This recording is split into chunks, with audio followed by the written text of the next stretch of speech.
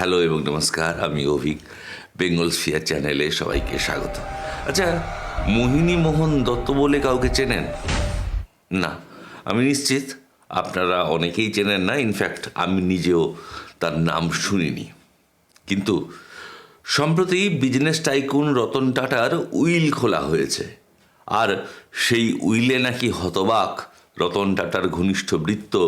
কারণ রতন টাটা তার নিজের সম্পত্তির 1/3 বা প্রায় 500 কোটি টাকা ছেড়ে দিয়ে গেছেন মোহিনী মোহন দত্ত নামে এই রহস্যময় ব্যক্তির জন্যে। রতন টাটার ঘনিষ্ঠ বৃত্তের মানুষেরাও এই মোহিনী মোহন দত্তকে সেভাবে চেনেন না। তথ্য অনুযায়ী 500 কোটি টাকা উইলে পাওয়া এই মোহিনী মোহন দত্ত, তার সঙ্গে নাকি রতন টাটার 6 দশকের পরিচিতি ছিল। মোহিনী মোহন দত্তের পরিবার আগে স্ট্যালিয়ন নামে একটি ট্রাভেল কোম্পানি চালাতো।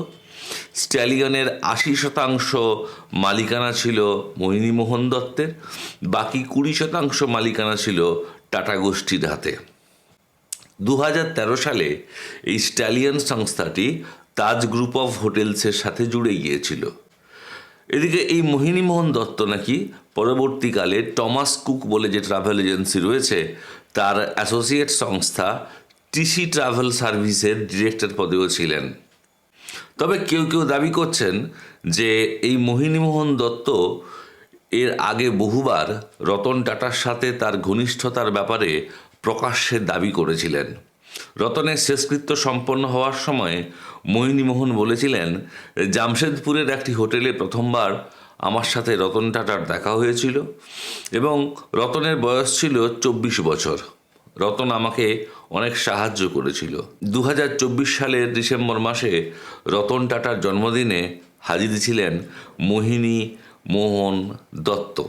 আমরা সবাই জানি যে রতন টাটা তার কোনো পারিবারিক অনুষ্ঠানে খুব ঘনিষ্ঠ ছাড়া কাউকে ডাকতেন না।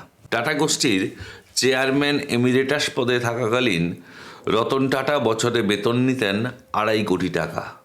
তার সম্পত্তির মধ্যে অন্যতম ছিল 350 কোটি টাকার ফিক্সড ডিপোজিট, এছাড়া আলিবাগে 2000 স্কোয়ার ফুটের একটি বাংলো এবং মুম্বাইয়ের জুহুতারা রোডে দোতলা একটা বাড়ি। তার এইসব সম্পত্তি যাকে যা দিয়ে যাওয়া হয়েছে তা তারা হাতে পাবেন অবশ্য বেশ কয়েক মাস পরে, কিছু আইনি প্রক্রিয়ার পরে। এই জন্যই বোধহয় বলা হয় যে দেনেওয়ালা জব ভি দেতা দেতা ছাপ্পড় ফাড়কে। মোহিনী মোহন দত্ত হতে আমি রাজি, যাতে উইলে আমাদেরও নাম থাকে। যাই হোক, বাস্তব যেটা সেটা বাস্তব। নিশ্চয়ই মোহিনী মোহন দত্তের সাথে রতন টাটার মানসিক ঘনিষ্ঠতা ছিল।